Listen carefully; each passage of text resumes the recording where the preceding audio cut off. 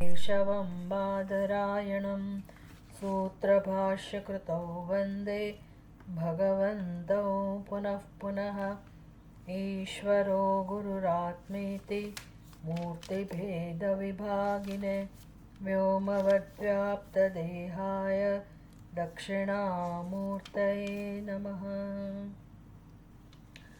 ॐ सदाशिवसमारम्भां शङ्कराचार्यमध्यमाम् अस्मदाचार्यपर्यन्तां वन्दे गुरुपरम्पराम्।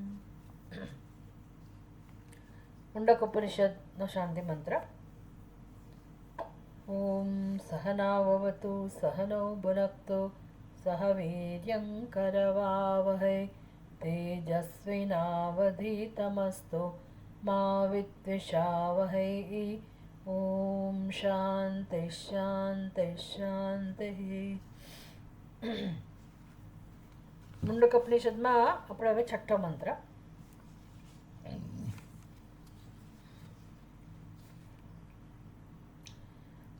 यत्तददृश्यमग्राह्यम् अगोत्रमवर्णमचक्षुः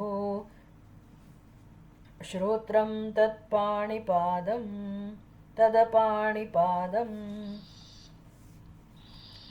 नित्यं विभुं सर्वगतं सुसूक्ष्मं तदव्ययं यद्भूतयोनिं परिपश्यन्ति धीराः।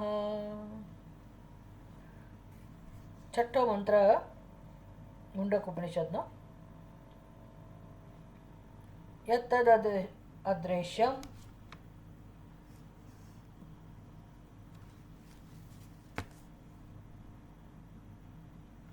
अग्राह्यम अगोत्रम अवर्णम अचक्षुश्रोत्रम तद अपाणिपादम नित्यं विभुं सर्वगतं सुसूक्ष्मं तदव्ययं यद्भूतयोनिं परिपश्यन्ति धीराः।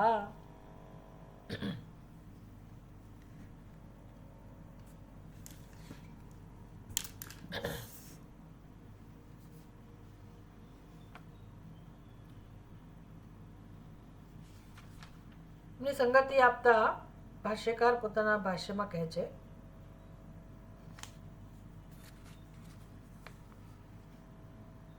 તમારી પાસે મુંડક ઉપનિષદ હોય તો 19મા પાન ઉપર જોવાનું।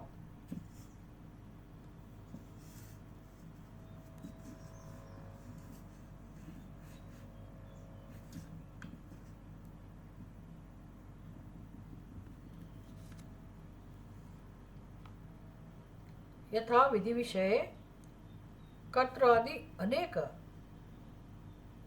कारक उपसंहार द्वारेण वाक्यार्थं ज्ञान कालात् अन्यत्र अनुष्ठेय अर्थ अस्ति अग्निहोत्रादि लक्षण न तथा इह परविद्या विषये। जेवी रीते विधि निषेध विधि विषय कर्त्रादि अनेक कारक उपसंहार द्वारेण એટલે જ્યાં વિધિ નિષેધની વાત હોય એટલે કે કર્મકાંડ વિભાગ, ત્યાં વસ્તુનું પ્રતિપાદન એટલે જે વિષય હોય કર્મકાંડનો સાધ્ય સાધન વગેરેનું વર્ણન હોય તો ત્યાં વાક્યનો અર્થ જાણવા માટે कर्ता आदि अनेक कारक ए बधाना उपयोग द्वारा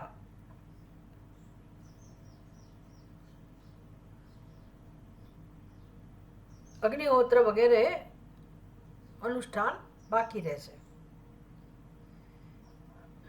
एटले त्यां जे ज्ञाननी वात थती होय अथवा तो उपदेश आपवामां आवतो होय जे ते विषयमां, जेम के अग्निहोत्र यज्ञ होम जे पण विषय होय एनुं ज्ञान आपवामां आवे तो ए अग्निहोत्र माटे चोक्कस समय एनुं वर्णन होय कि भाई आ सवारे ज थनारी वस्तु छे, सवारे सूर्योदय पहला कि पछी कोईक यज्ञ सूर्योदय पछी होय, कोईक सांजे होय, कोई सवार सांज बंने समय होय, तो जे प्रकारनी व्यवस्था होय एनो उपदेश थयो, अग्निहोत्रनो उपदेश थई गयो પછી એનું જ્ઞાન તો થઈ ગયું, મને રસ હતો, મેં એનું જ્ઞાન પ્રાપ્ત કર્યું, પણ પછી હવે બાકી શું રહે છે? તો કે એનું અનુષ્ઠાન. એ જાણ્યા પછી આપણે એનું અનુષ્ઠાન કરવું પડે. આ વસ્તુ બાકી રહે છે. તો કે આના જેવું આ જ્ઞાનકાળની અંદર અર્થાત પરાવિદ્યાની અંદર નથી. દ્વે વિદ્યે વેદિતવ્યે અપરા પરા ચ. આજે કહું તો અપરા વિદ્યામાં સમગ્ર વેદ, તો આખો જ વેદ આવી જાય. વેદના બંને કાંડ આવી જાય. ક્રિયાકાંડ એટલે કર્મકાંડ અને જ્ઞાનકાંડ બંનેનો સમાવેશ થઈ જાય. કર્મકાંડમાં જે બોધ આપવામાં આવ્યો હોય, વસ્તુની જે સમજ આપવામાં આવી હોય, વિધિ નિષેધ વગેરે દ્વારા જેનું પ્રતિપાદન કરવાનું હોય, અનુષ્ઠાન કરવાનું હોય, તો એ જ્ઞાન પ્રાપ્ત થયા પછી અનુષ્ઠાન કરવાનું બાકી રહે છે. ત્યારે તમને ફળ મળે એ વસ્તુનું. ન તથ્યથા ઇહ. અહીંયા આ પ્રકારની વ્યવસ્થા નથી. અહીંયા એટલે ક્યાં? પરાવિદ્યા વિષયે. વાક્યાર્થ જ્ઞાન સમકાલે એવતુ પર્યવસિત ભવતી. જ્યારે જ્ઞાનકાંડમાં તો કેવું છે કે વાક્યાર્થ કાલે, વાક્યાર્થ જ્ઞાન સમકાલે એવા. પેલું જ્ઞાન થવું એ સમકાળે નહીં, પછી તમારે અનુષ્ઠાનની રાહ જોવી પડે, પછી તમને ફળ મળે. જ્યારે જ્ઞાનકાંડની અંદર જે વસ્તુનો બોધ આપવામાં આવે એટલે કે આત્મતત્વનો જે પરાવિદ્યા જેનાથી મોક્ષ પ્રાપ્ત થાય છે, આત્મજ્ઞાન પ્રાપ્ત થાય છે, એ પરાવિદ્યા એમાં જુદા પ્રકારની વ્યવસ્થા છે. વાક્યાર્થ જ્ઞાન સમકાલે એવ. જેવું તમને અંદર બોધ થાય તે જ વખતે એ વતુ પર્યવસિત ભવતી. બસ ત્યારે જ જેવી અર્થ સમજાયો મહાવાક્યનો, ઉપનિષદના વાક્યનો અર્થ જે ઉપદેશ કરવામાં આવે છે, એ ઉપદેશ જ્યારે બુદ્ધિમાં પ્રકાશિત થાય એનો અર્થ, બસ એ જ વખતે તમને ફળ મળી જાય છે. પછી ત્યાં કોઈ અનુષ્ઠાનની આવશ્યકતા નથી, અનુષ્ઠાનની રાહ નથી. કર્મકાંડમાં કેવું છે, તમને બોધ તો પ્રાપ્ત થયો, ત્યાં માર્ગદર્શન જ્ઞાન વગેરે બધું જોઈએ. બે કેવી રીતે આ વિધિ છે, શું શું વ્યવસ્થા જોઈ છે, કઈ કઈ તૈયારી જોઈ છે, કોણ અધિકારી છે, તો અધિકારી, વિષય, પછી સંબંધ, પ્રયોજન એ પણ ત્યાં છે. અનુબંધ ચતુષ્ટય. અને એના અનુરૂપ આપણે જ્ઞાન પણ પ્રાપ્ત કરીએ, પણ ત્યાં હજી ફળ મળવાને વાર છે. શુંની વાર છે? તો કે અનુષ્ઠાનની. મારે એનું અનુષ્ઠાન કરવું પડે. જ્યારે આ પરાવિદ્યાના વિષયમાં બંનેમાં ભેદ શું છે એ સમજાવે છે. અપરાવિદ્યા અને પરાવિદ્યામાં શું ભેદ છે. જો આ સમજાય આપણને, આ પરાવિદ્યા અને અપરાવિદ્યાનો ભેદ આપણને બરાબર સમજાય, તો જ પછી આપણને શ્રવણ મનનમાં રસ પડે, અધ્યયનમાં, સત્સંગમાં રસ પડે, અને તો સાચા અર્થમાં સત્સંગ થાય. અત્યારે આ ભેદ સમજાયો નથી એટલે આપણે સત્સંગ કરવા ખાતર કરીએ છીએ, પણ પછી એનું મહત્વ એટલું નથી. એમ કે બીજી પ્રવૃત્તિ કેમ કરીએ એમ આ પણ કરીએ એટલે એનું ફળ જે મળે ત્યારે, જ્યારે મળે ત્યારે. પણ આ શ્રવણ, એનું ફળ આપણે જો તૈયાર હોઈએ તો આપણને અત્યારે જ મળે. મોક્ષ તરત જ મળે, આપણને કેમ નથી મળતો? એની ખાતરી શું મોક્ષ નથી મળતો એની? આપણે બીજા ના કહી શકીએ કે મોક્ષ મળે છે કે નહીં. પણ જો દુઃખ હોય જીવનમાં, અશાંતિ હોય, અને હજી આપણી અંદર બોજો હોય, એનો અર્થ કે કર્તૃત્વ ગયું નથી, ભોક્તૃત્વ ગયું નથી. એનો અર્થ કે આપણને હજી આત્માનું તત્વનું જ્ઞાન થયું નથી, એનો આપણને અર્થ સમજાયો નથી. એટલે કે સત્સંગનું જે ફળ મળવું જોઈએ એ ફળ આપણને હજી નથી મળ્યું. કારણ કે આપણે સત્સંગ એ દ્રષ્ટિથી કરીએ છીએ, જાણે એક પ્રવૃત્તિ કરતા હોય. દિવસમાં એમ કે આટલા હું કર્મો કરું છું, એમાં એક કર્મ આ છે સત્સંગ. દેખીતી રીતે એવું છે, પણ સત્સંગ એ કોઈ કર્મ નથી, એ કોઈ પ્રવૃત્તિ નથી, એ સીધી જ સમજ છે, અન્ડરસ્ટેન્ડિંગ. જે વસ્તુને આપણે સમજીએ એટલે કે બુદ્ધિના સ્તરે થતી વસ્તુ છે, અને એમાં કશું જે કર્તા છે એના ઉપર જ આક્રમણ છે, કર્તૃત્વ ઉપર જ આક્રમણ છે. આક્રમણ અર્થાત એ કર્તૃત્વના મૂળમાં જવાનું છે, એને સમજવાનું છે, પોતાના સ્વરૂપને સમજવાનું છે. એટલે એ સત્સંગ એ સમજથી થાય કે હા મારો અહંકાર, કર્તૃત્વ, ભોક્તૃત્વ આ બધું છે એનો અપવાદ કરવા માટે આ સત્સંગ છે. શ્રવણ, મનન, નિધિધ્યાસન સતત આ એક જ એનો ઉપાય છે. એટલે તરત જ એનું ફળ મળે છે.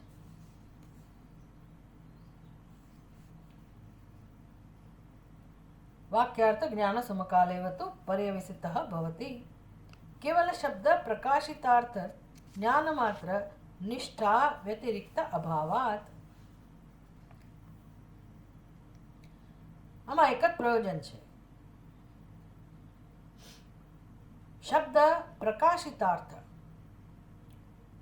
શબ્દોનો અર્થ જ્યારે પ્રકાશિત થાય અને એ અર્થમાં આપણી સ્થિતિ એટલે કે એ જ્ઞાન આપણું પોતાનું બને, એ સિવાય બીજું કોઈ જ પ્રયોજન આ ઉપનિષદના અધ્યયનની પાછળ નથી. જે અર્થ આપણે પ્રાપ્ત કરીએ, આપણી બુદ્ધિમાં જે અર્થ સ્પષ્ટ થાય, એ અર્થ જે આપણને સમજ પ્રાપ્ત થઈ એમાં આપણી સ્થિતિ બને, એ એકમાત્ર પ્રયોજન છે. તસ્માદ ઇહ પરાવિદ્યામ સવિશેષણેન અક્ષરેણ વિશિનષ્ટિ.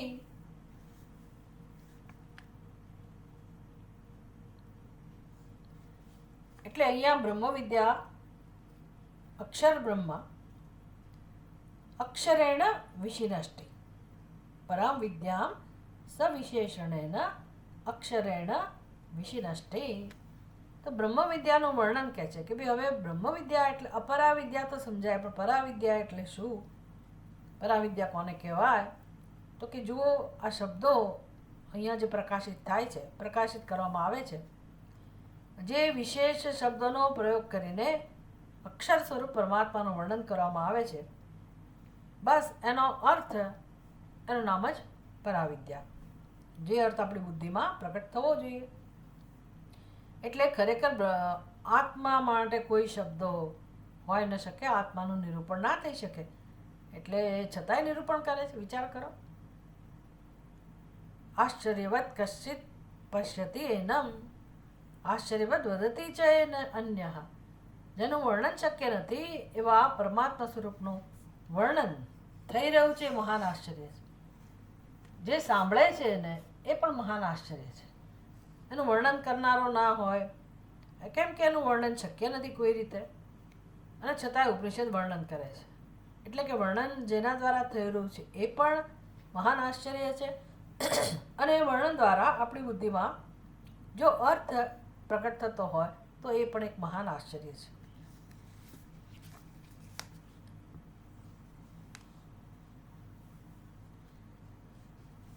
અને એ વર્ણન કરવાની રીત પણ કેવી છે? તો કે નેતિ નેતિ નેતિ નેતિ જ્યાં વેદ વધે છે. વેદની તો એક જ રીત છે આત્માનું વર્ણન કરે, ન ઇતિ. ન ઇતિ કોને કહેવાય એ આપણને સમજાયા મંત્રોની અંદર. અક્ષરેણ વિશિનષ્ટિ સવિશેષણેન અક્ષરેણ. એટલે બહુ જ વિલક્ષણ પદ્ધતિ છે આત્માનું વર્ણન કરવાની. યતદદ્રેશ્યમ ઇત્યાદિના વક્ષ્યમાણમ બુદ્ધો સંવૃત્ય સિદ્ધવત પરામૃશ્યતે યદિત્યત્તત ઇતિ. એટલે એ શ્રુતિને તો ખબર જ છે કે પરમાત્મા આવા છે, એટલે એ વસ્તુને ધ્યાનમાં રાખીને એનું વર્ણન છે. એટલે છઠ્ઠા મંત્રમાં વર્ણન કરવામાં આવ્યું, યતદદ્રેશ્યમ અગ્રાહ્યમ અગોત્રમ અવર્ણમ અચક્ષુ શ્રોત્રમ તદ અપાણીપાદમ. તો કઈ રીત છે? અદ્રેશ્યમ યયા અક્ષરમ અધિગમ્યતે.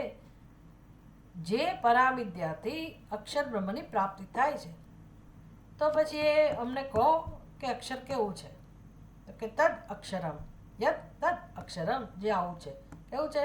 અદ્રશ્યમ. અદ્રેશ્યમ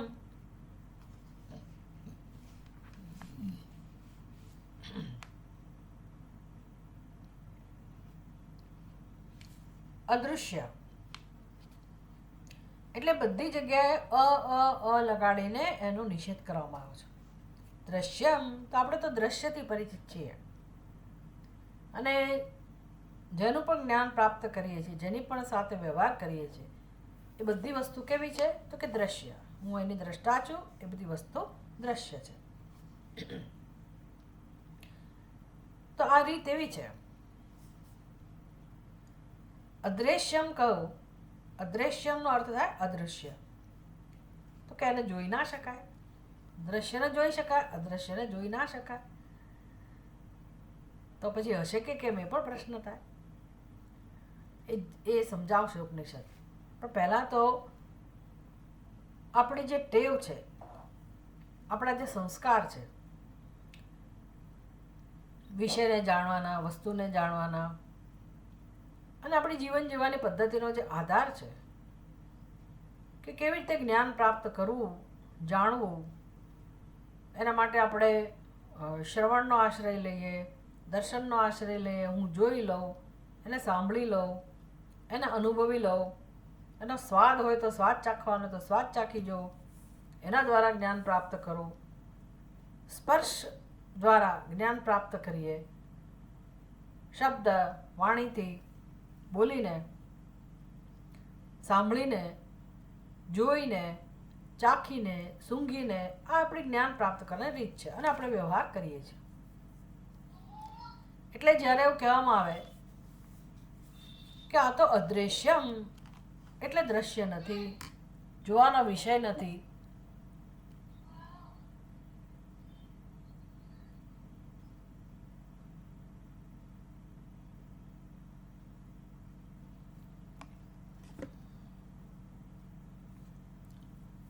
જોવાનો વિષય નથી, સાંભળવાનો વિષય નથી.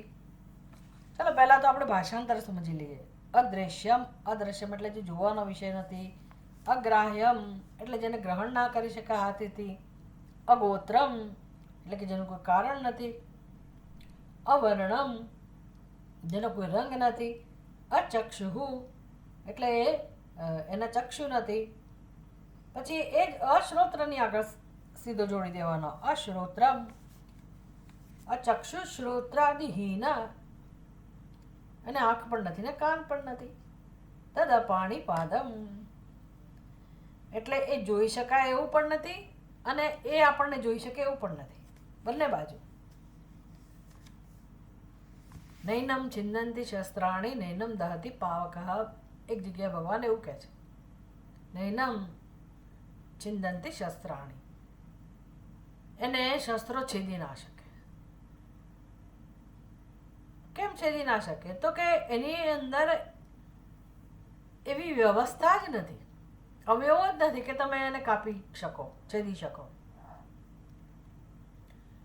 એટલે અક્લેદ્યોયમ અશોષ્ય વચા, આ બધું વર્ણન કે ભાઈ એ પાણી એને કશું કરી ના શકે. કેમ? તો કે પાણીથી શોષી શકાય એવો ગુણ જ નથી એનામાં. શસ્ત્રોથી છેદી શકાય એવો ગુણ જ નથી એનામાં. બંને રીતે ભગવાન વર્ણન કરે. બસ એ જ રીતે છે આ. અદ્રશ્ય એટલે હું જોઈ ના શકું અને એ પણ મને ના જોઈ શકે. એની અંદર જોઈ શકાય એવી વ્યવસ્થા પણ નથી અને એ પોતે પણ દ્રષ્ટા નથી. તો શું એ આંધળું તત્વ છે?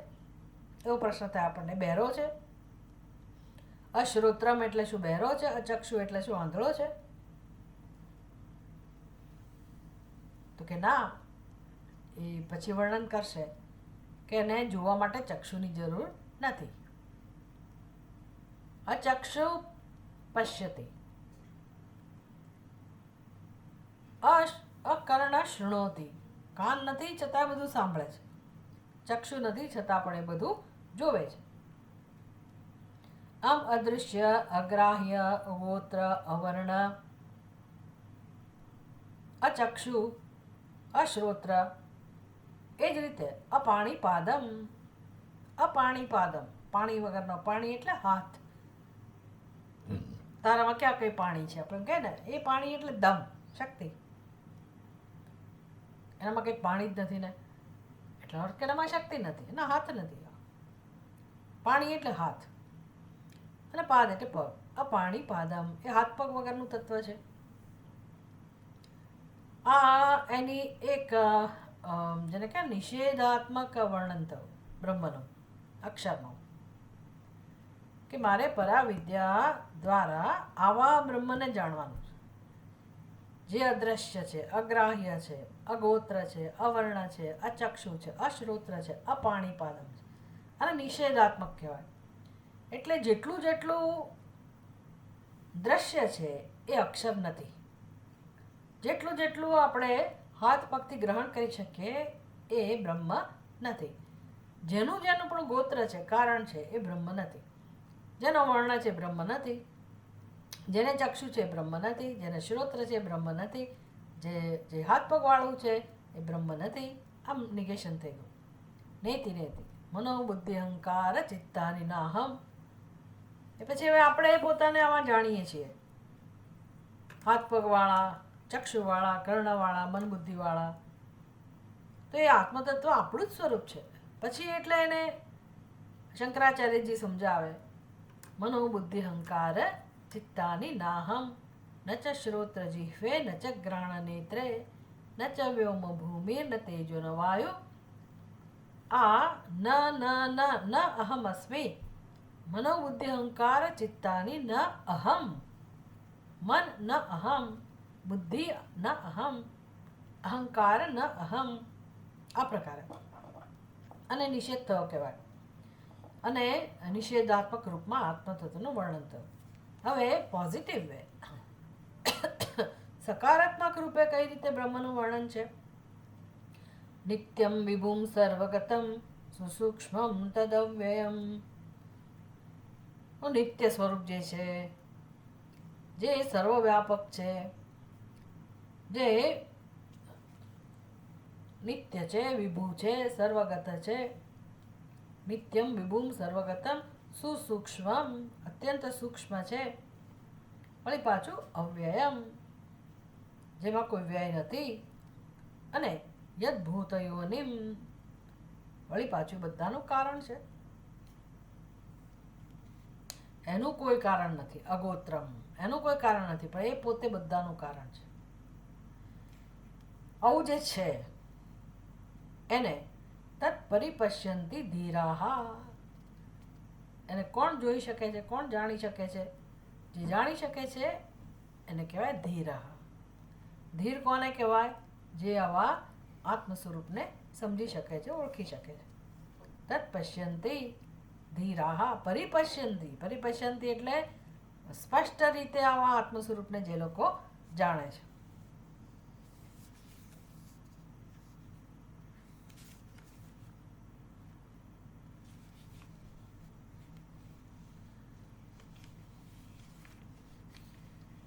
તો આ જ વર્ણન, આ સ્વરૂપનું વર્ણન હવે અનુભૂતિ પ્રકાશમાં આપણે જોઈએ.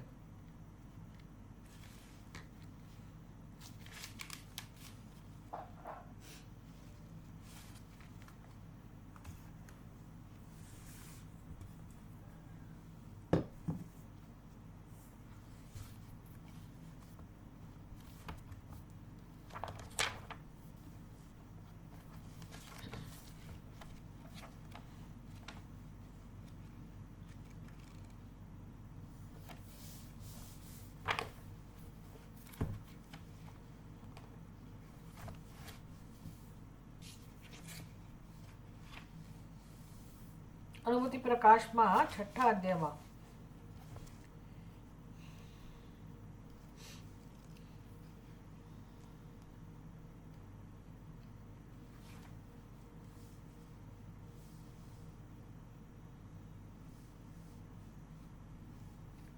છ શ્લોક સુધી આપણે કર્યું હતું.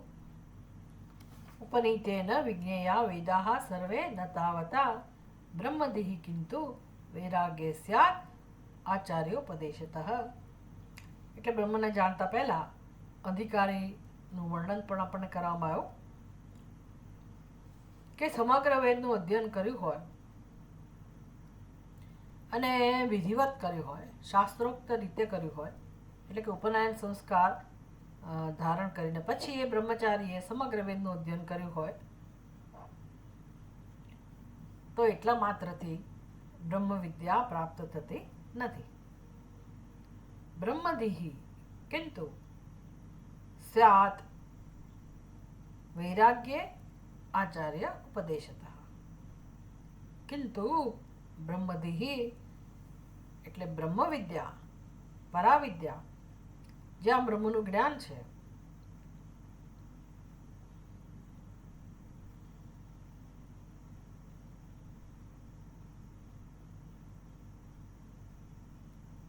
તો અક્ષર બ્રહ્મનું જ્ઞાન એ ક્યારે થાય? તો કે અપરાવિદ્યાના અધ્યયનથી નહીં, ભલે ઉપનયનના સંસ્કાર દ્વારા બ્રહ્મચારીઓ ગુરુકુળમાં જઈને સંપૂર્ણ વેદનું અધ્યયન કરે તો એટલા માત્રથી એને આત્મજ્ઞાન થતું નથી. હા, એ બ્રહ્મચારીને ઉપનિષદના બધા મંત્રો ખબર હોય, કડકડાટ હોય, મોઢે હોય, કારણ કે એ જ એમને ભણાવવામાં આવ્યું હોય, પણ એને હજી બ્રહ્મજ્ઞાન પ્રાપ્ત થયું નથી.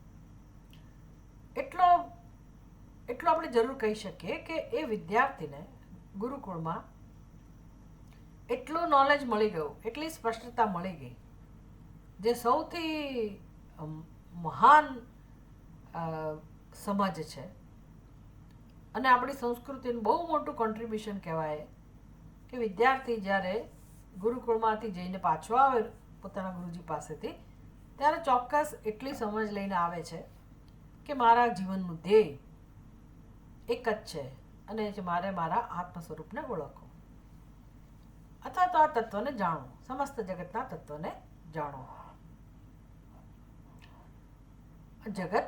જગતના તત્વને જાણવાની વાત તો અત્યારની સ્કૂલમાં પણ પાઠ્યક્રમમાં લઈ શકાય. શું કામ ના લઈ શકાય? જગતના તત્વને જાણવા માટે અથવા જગતના તત્વને વિષય તરીકે જરૂર પસંદ કરી શકાય, પણ એ તો આપણો વિષય નથી. પણ જરૂર બાળકોને એ દિશામાં રસ લેતા કરી શકાય, અથવા તો એમને પોતાને પણ એક અંદરથી એવી સમજ હોય કે ભાઈ આ વસ્તુ મારે જાણવાની છે જીવનમાં, આજે નહીં તો કાલે, તો એ સૌથી મહત્વની વસ્તુ છે.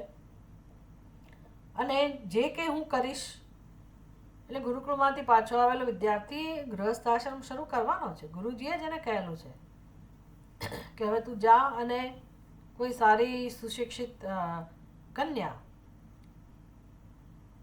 નો પાણી ગ્રહણ કરજે, એની સાથે વિવાહ કરજે અને તું ગૃહસ્થાશ્રમ શરૂ કરજે. ગુરુજીએ જ એને મોકલ્યો છે. અને તારો જે કંઈ ક્ષેત્ર હોય એમાં તું આગળ વધ, એટલે જીવન નિર્વાહ માટે તારે જે કંઈ કરવાનું હોય એ કર, પણ તારે જીવનમાં આ કાર્ય કરવાનું છે, આ જીવનનું ધ્યેય છે તારું, તારા કુટુંબીજનોનું. આ એકમાત્ર ધ્યેય છે, આત્મજ્ઞાન કે તત્વજ્ઞાન. અને તત્વજ્ઞાન અત્યારે કેમ તને પ્રાપ્ત નથી થયું? કારણ કે એ પ્રકારની અંતઃકરણની સ્થિતિ નથી, ભૂમિકા નથી. અંતઃકરણમાં શેનું મહત્વ છે? બુદ્ધિમાં અજ્ઞાન હોવાને કારણે, સંસ્કાર હોવાને કારણે અંતઃકરણમાં સંસારનું મહત્વ છે, રાગ દ્વેષ છે, કામનાઓ છે. તો શાસ્ત્ર એનો કે તિરસ્કાર નથી કરતું. શાસ્ત્ર એને પણ આદર આપે છે કે હા જરૂર તમે તમારી કામનાઓની પૂર્તિ કરો અને એના માટે જે કે અર્થ પ્રાપ્ત કરવાનો હોય, એની જે વ્યવસ્થા હોય એના માટે પુરુષાર્થ કરો. તો અર્થ કામ એ પુરુષાર્થને પુરુષાર્થ કહેવામાં આવે આપણે ત્યાં, પણ એ અર્થ કામનું અનુષ્ઠાન કે આચરણ કે પુરુષાર્થ ધર્મના પુરુષાર્થની સાથે સાથે કરવાનો છે. એટલે અથવા તો ધર્મ જિજ્ઞાસા, ત્યાંથી આપણા ગ્રંથ શરૂ થાય કે ભાઈ ધર્મ શું વસ્તુ છે. ધર્મ એટલે માત્ર હિન્દુ, મુસ્લિમ એ બધા ધર્મ અને ધર્મ તરીકે આપણા વેદમાં નથી વર્ણન. ધર્મ એટલે મનુષ્ય માત્રની ફરજ, મનુષ્ય કેવી રીતે જીવન જીવવું અને શેની સાથે તાલ મિલાવીને જીવવું.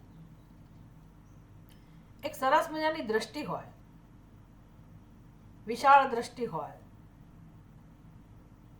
એની સમજ હોય, એના નિયમોની સમજ હોય, એની વ્યવસ્થાની સમજ હોય કે આખા જગતની એક વ્યવસ્થા છે. આખા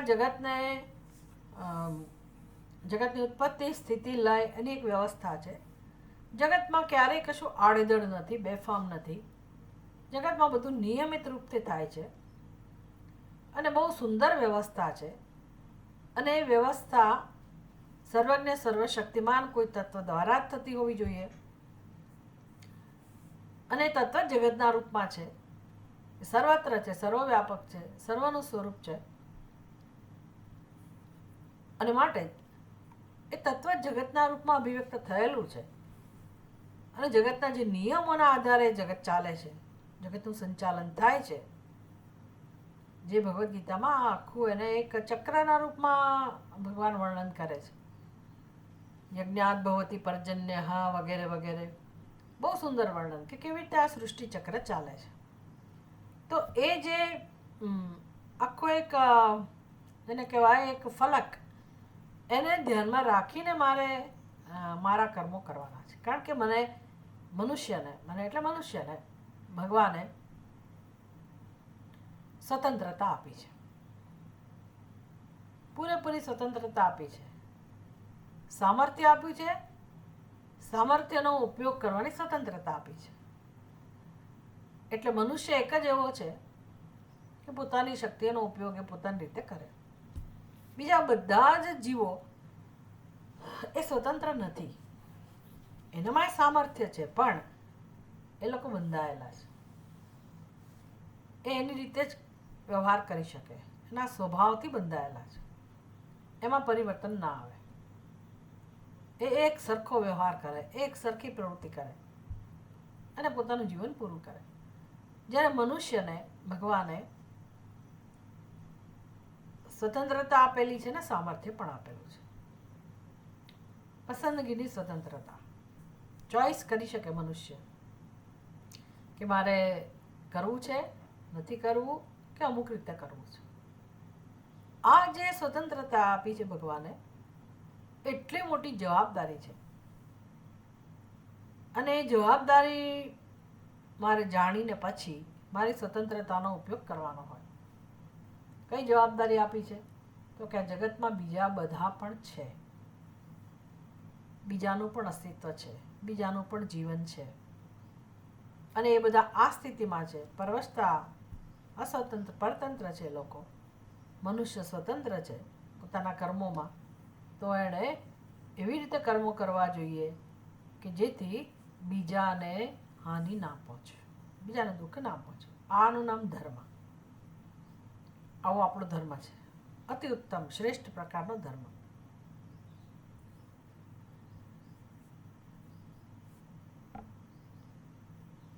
એટલે કર્મો ક્યારેય આપણા, કોઈના કર્મો એવા ના હોય કે જે બીજાને દુઃખ પહોંચાડે. એટલે અજ્ઞાન હોય છતાંય માણસ દિવ્ય જીવન જીવી શકે, માત્ર પોતાની સમજથી અને સમજ દ્વારા જે પોતાનું કોન્ટ્રીબ્યુશન સમષ્ટિમાં આપે, પોતાના કર્મો એવી સરસ રીતે કરે કે જેનાથી પોતાને સંતોષ થાય અને આખી દુનિયાને લાભ મળે. ઘરના લોકોને તો લાભ મળે જ આપણા કર્મોથી, સમાજને મળે, અડોશી પડોશીને મળે, બીજા જીવોને મળે, સમસ્ત જગતને મળે. કેટલી ઉત્તમ દ્રષ્ટિ છે. અને વિચાર કરો, આપણા દરેક કર્મમાં સ્વાર્થ છે, દરેક કર્મમાં સ્વાર્થ સિવાય કશું નથી. અને આપણે જન્મો કાઢી નાખીએ છીએ માત્ર સ્વાર્થને પોષવા માટે. એટલે ભગવાન તો ગીતામાં આને બહુ જ મહત્વ આપે છે જીવનને, કે તમારા કર્મો તમે એવા કરો. અને પછી જીવનનું મુખ્ય ધ્યેય જે ગુરુકુળમાં સમજાવવામાં આવ્યું કે મોક્ષ એ મુખ્ય ધ્યેય છે. અને મોક્ષ એટલે આત્માને જાણવો, આત્માના જ્ઞાન માટે મનુષ્યનું જીવન છે. જીવન જીવવાની રીત આ કર્મો ઈશ્વરને સમર્પિત કરતા કરતા જીવવું. અને એમ કરતા કરતા પછીના જે 2 આશ્રમ છે, ગૃહસ્થ આશ્રમમાં તૈયારી કરવી, પરિપક્વતા મેળવવી, અને વાનપ્રસ્થ આશ્રમ અને સંન્યાસ આશ્રમમાં આત્મતત્વને જાણવા માટે જીવન જીવતા શીખો. આટલી સમજ જો માણસને મળે તો એ બહુ મોટું કામ થઈ ગયું, દુનિયા સુખી થઈ જાય. ભલે બીજા ધર્મમાં જે હોય તેને બીજી જગ્યાએ જે હોય તે, પણ આપણે તો જો આ સમજીએ, કમસે કમ સત્સંગ કરનારો માણસ સમજે તો એના જીવનમાં શાંતિ હોય. અદ્ભુત માર્ગદર્શન છે આપણે ત્યાં.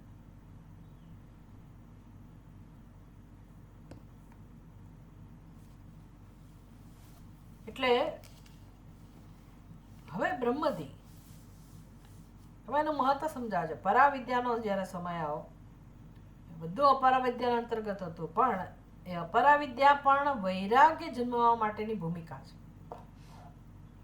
ગૃહસ્થ આશ્રમ વૈરાગ્ય પરિપક્વતા મેળવવા માટેની ભૂમિકા છે. અને પછી ગુરુ ઉપસાધન, આ બધું જ્યારે જીવનમાં આવે ત્યારે બ્રહ્મ જ્ઞાન પ્રાપ્ત થાય છે.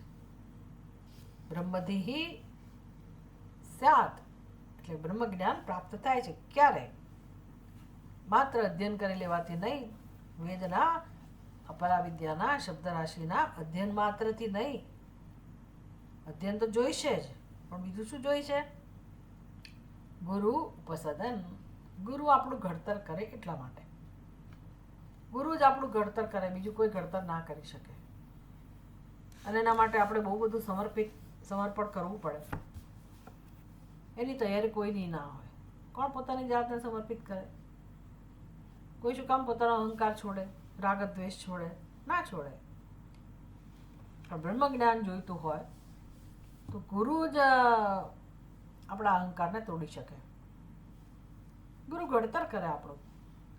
અને એ પ્રક્રિયા બહુ પ્રેમથી થતી હોય. જેમ માતા બાળકને જન્મ આપે એમ ગુરુ આપણને નવો જન્મ આપે, નવો દેહ ઘડે, બ્રહ્મદેહ ઘડે. ધીરે ધીરે આ બ્રહ્મદેહ તૈયાર થતો હોય છે.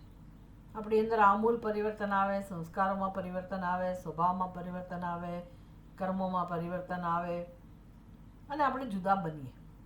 બહુ જન્મો લાગે, બહુ સમય લાગે, પણ એ ગુરુ વગર કામ નથી થતું.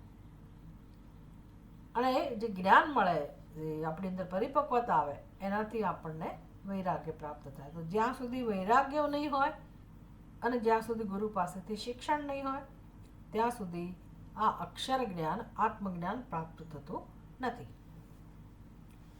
એટલે અનુભૂતિ પ્રકાશમાં આગળ 7મા શ્લોકમાં કહે છે,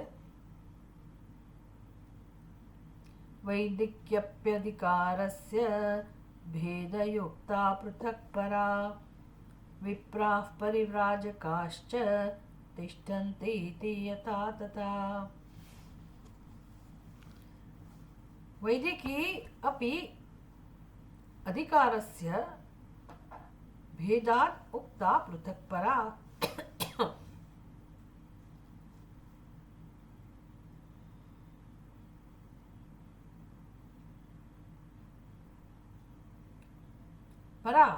પરા ઉક્તા પૃથક. ચલો અર્થ પછી કરીએ, પહેલા આપણે પદચ્છેદ કરી લઈએ. વૈદિકી અપી અધિકારસ્ય ભેદાદ ઉક્તા પૃથક પરા વિપ્રાહ પરિવ્રાજકાહ ચ તિષ્ઠન્તિ ઇતિ યથા તથા.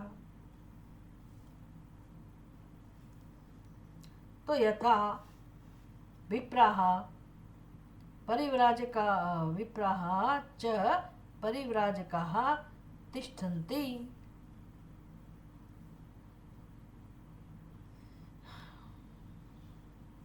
इति परा वैदिकी अपि अधिकारस्य भेदात पृथक उक्ता. શું કહ્યું આ શ્લોકમાં? જે પ્રમાણે યથા એટલે જે પ્રમાણે વિપ્રાહ પરિવ્રાજકાહ ચ તિષ્ઠન્તિ. બે બ્રાહ્મણો અને સંન્યાસીઓ જુદા છે. બે એક બ્રાહ્મણોની પંગત છે, એ બ્રાહ્મણોનું ગ્રુપ જુદું છે, સમુદાય જુદો છે, અને એક બાજુ સંન્યાસીઓનો સમુદાય છે. બંનેને જુદા જુદા આપણે એને બતાવીએ, નિર્દેશ કરીએ કે આ બ્રાહ્મણો છે, આ સંન્યાસીઓ છે, તો બંને જુદા પાડી શકાય છે. બ્રાહ્મણો જુદી વસ્તુ છે અને સંન્યાસીઓ પરિવ્રાજકાહ. અહીંયા સંન્યાસીઓ ઊભા છે ને અહીંયા બ્રાહ્મણો ઊભા છે, તો બંને વચ્ચે ભેદ છે. એ પ્રકારે સ્પષ્ટ રીતે પરાવિદ્યા ઉક્તા, પરાવિદ્યાનું વર્ણન કરવામાં આવ્યું. તે પ્રમાણે પરા વિદ્યા વૈદિકી હોવા છતાં, એટલે એ પરાવિદ્યા પણ વેદમાં છે અને અપરાવિદ્યા પણ વેદમાં છે, છતાં પણ વૈદિકી અપી, વૈદિકી અપી એટલે વેદમાં જ છે પરાવિદ્યા. પરાવિદ્યા એટલે ઉપનિષદ અને અપરાવિદ્યા એટલે પણ ઉપનિષદ, બંને વેદમાં છે. અને છતાંય ઉપનિષદની અંદર પણ પરા અને અપરા કેવી રીતે વિભાજિત થાય, કેવી રીતે તેને જાણી શકાય, જુદા કેવી રીતે પાડી શકાય? તો જેમ આપણે બ્રાહ્મણો અને સંન્યાસીઓને જુદા પાડી શકીએ એવી રીતે આ ગ્રંથમાં પણ પરાવિદ્યાને જુદી ઓળખાવવામાં આવી. અધિકારના ભેદને કારણે વેદમાં છે છતાં પણ ક્યાં ભેદ પડે છે? તો કે અધિકારી જુદો છે.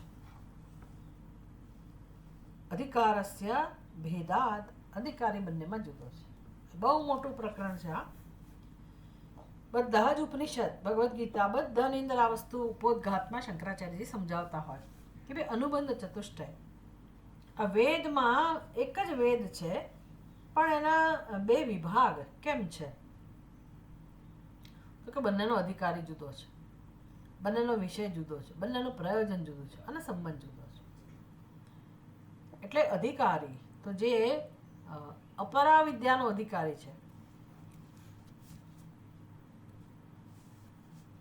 જે વેદનું અધ્યયન કરે છે પણ છતાંય અપરાવિદ્યાનો અધિકારી છે, એટલે કે જે હજી સંસારના અંતર્ગત છે, હજી જેને વિવેક પ્રાપ્ત થયો નથી.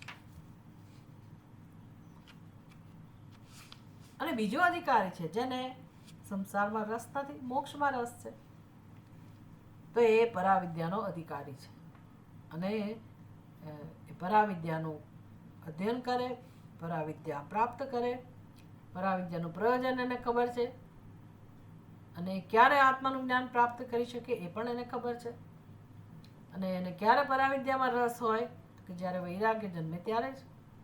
એટલે વૈરાગ્યવાન એ પરાવિદ્યાનો અધિકારી. એના માટે કયું સાધન છે? ગુરુ ઉપસાધન, શાસ્ત્રનું શ્રવણ, મનન, અધ્યયન, આ પ્રકારનો નિયમિત સત્સંગ, એવા સાધનની જેને ખબર છે એ પરાવિદ્યાનો અધિકારી છે. આમ પરાવિદ્યા અને અપરાવિદ્યાને જુદી તારવવામાં આવી, પૃથક રીતે એનું નિરૂપણ કર્યું. બંને વિદ્યા વચ્ચે પણ ભેદ છે, એ હવે એની પછીનો વિષય છે. બંને વિદ્યાઓ વચ્ચે કયા પ્રકારનો ભેદ છે? તો જે પરાવિદ્યાનો અધિકારી છે એનું જીવન કેવું હોય, એની સમજ કેવી હોય? તો કે મેં કહું એમ, એક તો એને નિત્ય અનિત્ય વસ્તુ વિવેક. શંકરાચાર્યજી કહે છે ને કે પહેલા એને આટલી ખબર હોવી જોઈએ જીવનમાં કે બે તત્વો છે, આત્મા અનાત્મા હિ દ્વૌ તત્વો, બે તત્વો છે, આત્મા અને અનાત્મા. માંથી એક નિત્ય છે, બીજું અનિત્ય છે. અને મને શું જોઈએ છે એના આધારે મારે પસંદ કરવાનું છે, નિત્ય કે અનિત્યને. હવે મારે ભૌતિક ઉન્નતિ હજી કરવાની હોય, એમાં રસ હોય તો હું જરૂર અનાત્માને મહત્વ આપું, એમાં કંઈ ખોટું નથી. પણ એમાં હજી અવિવેક છે. હવે વિવેક થઈ ગયો કે ભાઈ ભૌતિક ઉન્નતિ દ્વારા મારે તો ખરેખર પ્રેમ જોઈએ છે, મારે શાંતિ જોઈએ છે, સુખ જોઈએ છે. તો હું સાથે સાથે આધ્યાત્મિક ઉન્નતિ માટે પણ જીવન જીવું. અને આધ્યાત્મિક ઉન્નતિ માટે જીવન જીવવું એટલે શું? એક જ અજ્ઞાનને દૂર કરો, અજ્ઞાનને દૂર કરવા જીવન જીવવું. અજ્ઞાનને દૂર કરવાની રીત કઈ? ટેવ પડી છે, મારા કર્મો માટે મને આસક્તિ છે, કર્મફળ માટે આસક્તિ છે, તો એક જ ઉપાય છે, મારા કર્મો ઈશ્વરને સમર્પિત કરવા. એટલે વૈરાગ્ય સંપન્ન થઈને નિત્ય અનિત્ય વસ્તુનો વિવેક પ્રાપ્ત થયો હોય તો વૈરાગ્ય જન્મે. કરતા કરતા હું મારા કર્મો ઈશ્વરને સમર્પિત કરું. અને પછી જેમ જેમ આપણે પરિપક્વ થઈએ, અંતઃકરણ શુદ્ધ થાય, તેમ તેમ આપણે પરાવિદ્યાના અધિકારી બનીએ. આમ બંને વિદ્યા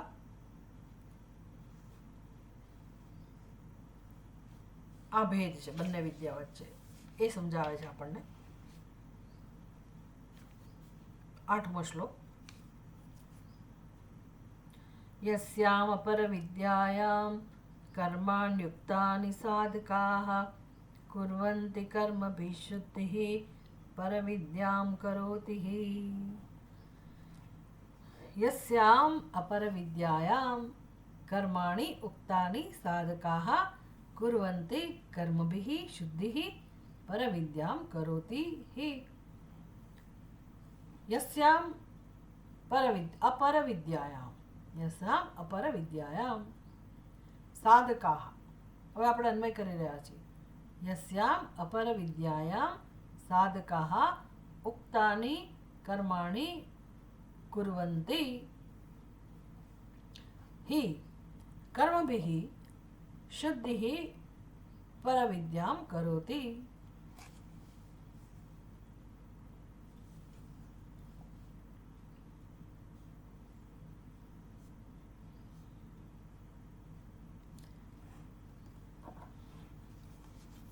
એટલે મોક્ષ માટે શરૂઆત ક્યાંથી થાય? જીવનમાં વૈરાગ્ય આમનામ ના આવે, વિવેકથી વૈરાગ્ય આવે.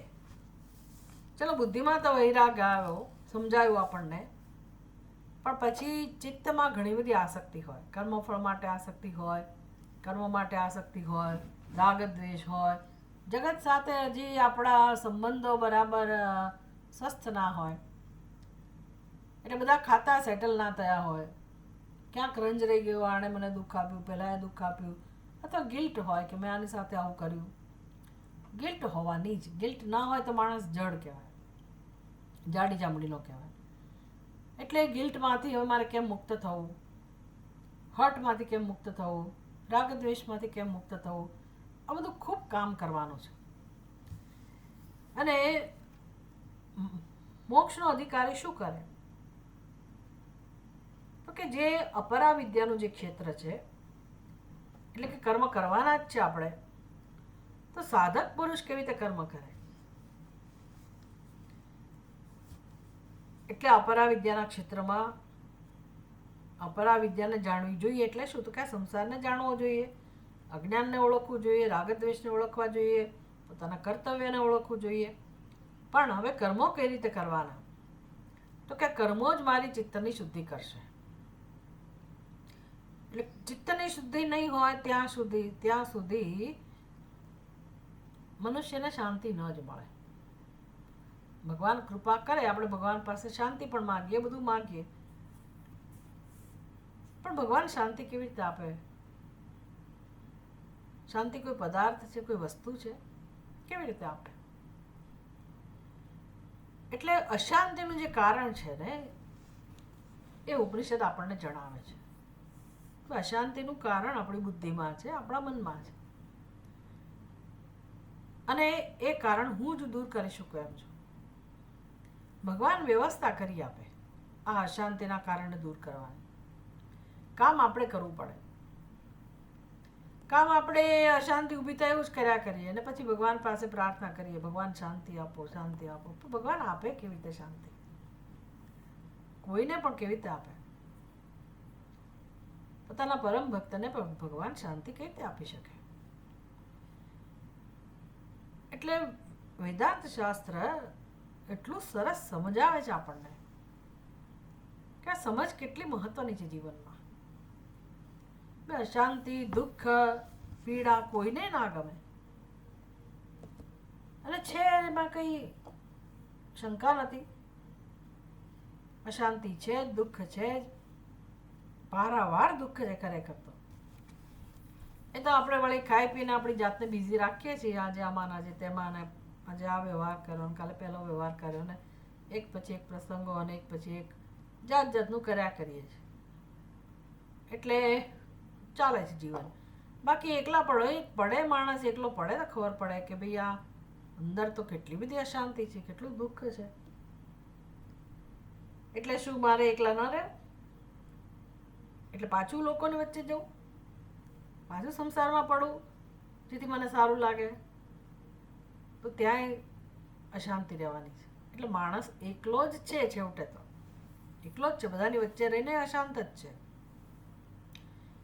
અને પોતે જ પોતાનું દુઃખ સહન કર્યા કરે છે. એકલો જ છે બિચારો ખરેખર. એટલે બહારથી હું એકલી હોઉં કે ના હોઉં, એકલી હોઉં કે બીજાની વચ્ચે હોઉં, પણ મારે આ કારણ તો જાણવું જ પડશે કે મારી અંદર જે અશાંતિ છે એનું કારણ મારે દૂર કરવાનું છે. અને કર્મો તો કરવાના જ છે, કર્મો તો કરવા જ જોઈએ, કરવા પડશે.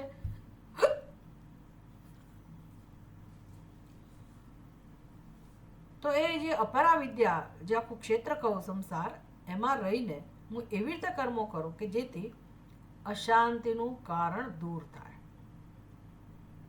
હવે કશું પ્રાપ્ત કરવા માટે કર્મો ના કરું, પણ અશાંતિનું કારણ અજ્ઞાન કે અવિદ્યા કે રાગ દ્વેષ એ દૂર થાય એટલા માટે મારા કર્મો કરું. અને પછી જે ચિત્ત શુદ્ધિ થશે એ ચિત્ત શુદ્ધિ મને આત્મજ્ઞાન તરફ લઈ જશે, મારા સ્વરૂપનું મને દર્શન કરાવશે. એટલે લગે રહો, એક જ ઉપાય છે. કુર્વંતી કર્મભિઃ શુદ્ધિ પરવિદ્યામ કરોતિ. એટલે સાધકને ખબર છે કે આ પરવિદ્યામ કરોતિ, ચિત્ત શુદ્ધિ થશે. કર્મભિઃ શુદ્ધિ કુર્વંતી.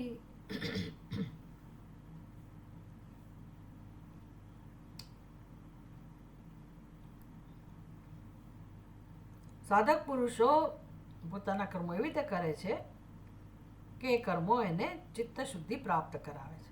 અને ચિત્ત શુદ્ધિ પ્રાપ્ત થતા પરવિદ્યામ કરોતિ, પરવિદ્યા નિશ્ચય પ્રાપ્ત થાય છે. એટલે કે અક્ષર જ્ઞાન, બ્રહ્મ વિદ્યા પ્રાપ્ત થાય છે. એટલે એકલા કર્મોથી ચિત્ત શુદ્ધિથી નહીં, કર્મોથી ચિત્ત શુદ્ધિ એ દ્વારા વૈરાગ્ય, ગુરુ ઉપસદન. ગુરુ ઉપસદન એટલે ગમે તે ગુરુ પાસે જવું એવું નથી કહેતું શાસ્ત્ર. શ્રોત્રિય, બ્રહ્મનિષ્ઠ એવા ગુરુ પાસે, જેથી આપણે ત્યાં જઈને હવે શીખવાનું છે, અધ્યયન કરવાનું છે માટે. બાકી ઘણા બધા મહાત્માઓ જંગલમાં, ગુફામાં, હિમાલયમાં, આબુમાં, જ્યાં જાઓ ત્યાં બહુ બધા બેઠેલા છે. એ આશીર્વાદ આપી શકે, એના દર્શનથી આપણને શાંતિ થાય.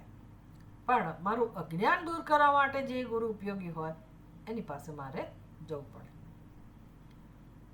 એટલે કે એને પરંપરા હોય, એના ગુરુ હોય અને શાસ્ત્રનું સારી રીતે અધ્યયન કર્યું હોય, આપણને માર્ગદર્શન આપી શકે. બસ એ જ પ્રયોજન છે. બાકી કોઈ આખી જિંદગી ગુરુની પાસે જ રહેવાનું, એ જ રીતે જીવન જીવવાનું, આવું કોઈ નથી કહેતું. ગુરુ પણ એવું ના કરે, સામાન્ય રીતે ના કરે કે એની બાજુ શિષ્યોને જોડી રાખે અને ગોળ ગોળ ફર્યા કરે બધા શિષ્યો આખી જિંદગી. એવું ગુરુ ના ઈચ્છે. ગુરુ પણ ઈચ્છે કે હવે આ આગળ વધે, એનું કામ થઈ ગયું એટલે આગળ વધે. પણ આવા ગુરુ બ્રહ્મનિષ્ઠ અને શ્રોત્રિય એવા ગુરુ પાસે જવાથી પછી આત્મજ્ઞાન પ્રાપ્ત થાય છે. પરયા ચાક્ષરમ જ્ઞેયમ એતસ્મિન વિદિતે સતી સર્વં જગત ભવેદ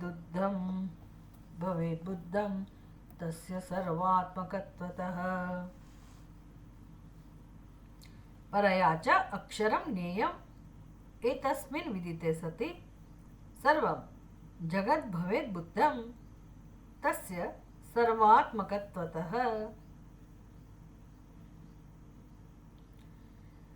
ચ વધુમાં શું, ત્યાંથી શરૂ થાય છે. એક નંબર ઉપર, ચ ઉપર એક નંબર, ચ વધુમાં. પરયા અક્ષરમ જ્ઞેયમ એતસ્મિન વિદિતે સતી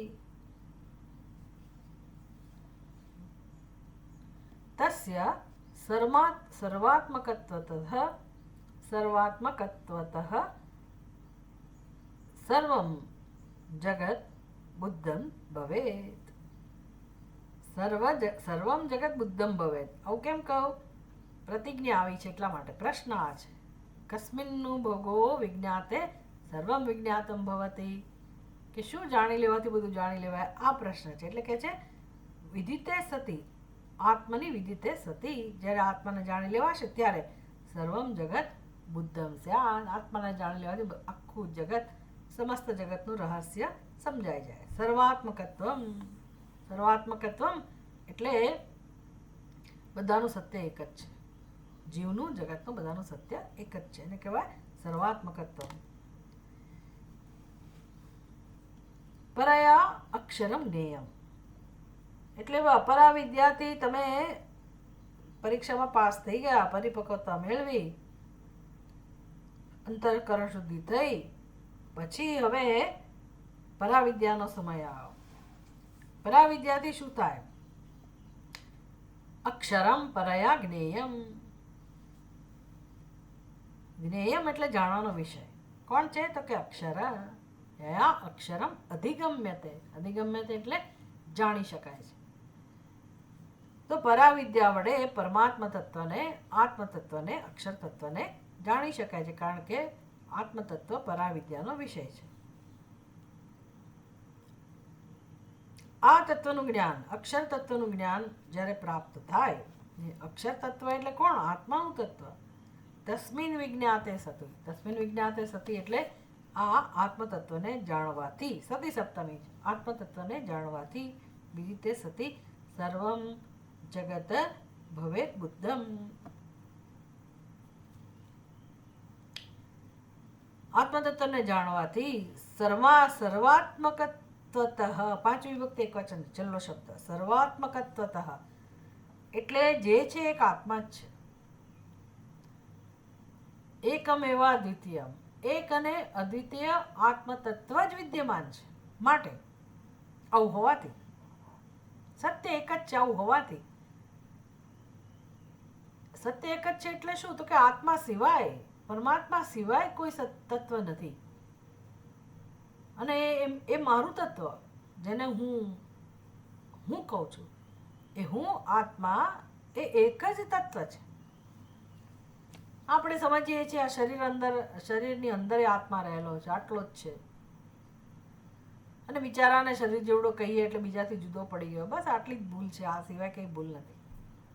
એ ભૂલ સુધરી જાય ત્યારે સમજાય કે ઓહો, જે છે બ્રહ્મ જ છે, બ્રહ્માંડ જ છે, મારા સિવાય કોઈ નથી, આત્મા સિવાય કોઈ નથી. સત્ય આવું હોવાથી જગત બુદ્ધમ ભવેત, સર્વાત્મકત્વ હોવાને લીધે સર્વ જગતનું જ્ઞાન થાય છે, સંપૂર્ણ જગતનું જ્ઞાન થાય છે.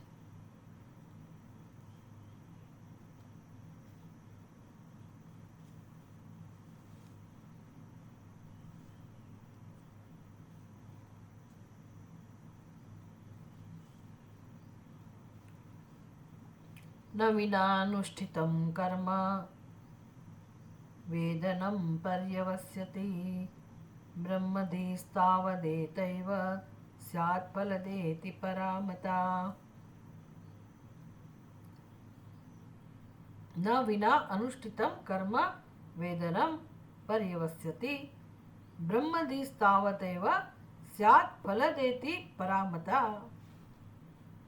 કર્મ વેદનમ અનુષ્ઠિતમ વિના ન પર્યવસ્યતિ બ્રહ્મધિઃ તાવત એવ ફલદ સ્યાत् ઇતિ.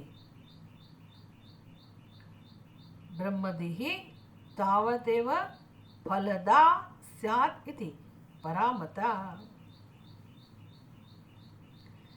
શું કહે છે આપણને? કર્મ વેદનમ, કર્મનું જે જ્ઞાન પ્રાપ્ત કરીએ છીએ તે, એટલે કે અપરાવિદ્યામાં, કર્મ વિષયમાં, કર્મ વિશે જે કંઈ આપણે જ્ઞાન પ્રાપ્ત કરીએ છીએ તે વિના અનુષ્ઠિતમ ન ફલદા, અનુષ્ઠાન વિના એનું ફળ ના મળે. મંત્રો જાણી લીધા એટલે શું? અગ્નિહોત્રના મંત્ર જાણી લીધા, બીજા મંત્ર જાણી લીધા, પણ મને જે જોઈએ છે ક્યારે મળે? અનુષ્ઠાન કરું ત્યારે. એટલે અનુષ્ઠાન વિના ફળ ના મળે. પણ ક્યારે? કર્મની વાત છે, કર્મના ક્ષેત્રમાં. બ્રહ્મ જ્ઞાનમાં કેવું છે? બ્રહ્મધિઃ, બ્રહ્મ જ્ઞાન ની સ્થિતિ શું છે?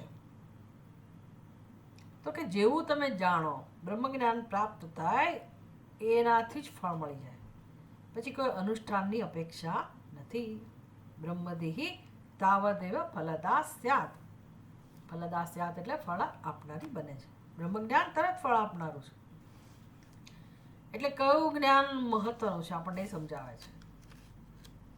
કર્મનું જ્ઞાન આપણે અનુષ્ઠાન કરીએ તો જ ફળ મળે, ઠીક છે, એ જ આપણું જીવન છે, પણ આપણને એના ફળમાં રસ છે એટલે આપણે કર્મનું અનુષ્ઠાન કરીએ છીએ, આપણા જન્મ એમાં વાપરી નાખીએ છીએ. પણ જો આપણને આ બ્રહ્મજ્ઞાનમાં રસ પડે તો પછી કર્મનું અનુષ્ઠાન કરીએ પણ એના ફળમાં રસ ના હોય. કર્મ અનુષ્ઠાનથી આપણે કયો લાભ મેળવીએ? ચિત્ત શુદ્ધિનો. અને આપણે આપણા કર્મોથી ભગવાનની સેવા કરીએ. બસ આ દ્રષ્ટિ આવવી એટલે ઉત્તમ દ્રષ્ટિ, ઉત્તમમાં ઉત્તમ દ્રષ્ટિ. પોતાના કર્મોથી જગતની સેવા, એ જ ભગવાનની સેવા. અને ફળ મને કયું મળે? તો કે બ્રહ્મજ્ઞાનથી જે ફળ મળશે એનામ જ મોક્ષ. તરત જ મળે, એમાં કોઈ અપેક્ષા નથી. એટલે જાણવાની વૃત્તિ શેમાં હોય, જાણવાનો રસ આપણને શેમાં હોય? તો કે આત્મામાં, બ્રહ્મમાં, અક્ષરમાં. તદ વેદ્યમ અક્ષરમ કીદૃક ઇતિ ચેત અભિધીયતે. તદ વેદ્યમ અક્ષરમ કીદૃક ઇતિ ચેદ અભિધીયતે. જ્ઞાનેન્દ્રિયેર્ન વિજ્ઞેયમ ગ્રાહ્યમ કર્મેન્દ્રિયેર્ન વા. તદ વેદ્યમ અક્ષરમ એટલે તમે જે જાણવાની વાત કરો છો એ અક્ષર એટલે કે પરમાત્મા. કીદૃક, કીદૃક એટલે કેવા છે? તો કે છે જો તમારો આવો પ્રશ્ન હોય તો અભિધીયતે, અમે તમને કહીએ છીએ. શું કહો છો? જ્ઞાનેન્દ્રિય ન વિજ્ઞેયમ, એને જ્ઞાનેન્દ્રિયથી જાણી ના શકાય, એટલે મન બુદ્ધિથી ના જાણી શકાય. જ્ઞાનેન્દ્રિયોથી જેને ન જાણી શકાય, ચક્ષુ, શ્રોત્રમ, ઘ્રાણેન્દ્રિય વગેરે જ્ઞાનેન્દ્રિયોથી ન જાણી શકાય. ગ્રાહ્યમ કર્મેન્દ્રિય ન, કર્મેન્દ્રિયો દ્વારા એને પકડી પણ ના શકાય. આવું આ તત્વ છે. એટલે આવતીકાલનો વિષય અને પછીના ક્લાસનો વિષય અહીંથી શરૂ થાય છે કે કેવું આ બ્રહ્મ છે અમને જણાવો. એટલે અદ્રશ્યમ, અદ્રાક્ષર, એ જે આપણે મંત્ર બોલ્યા ઉપનિષદનો, એનું વિવરણ શરૂ થશે.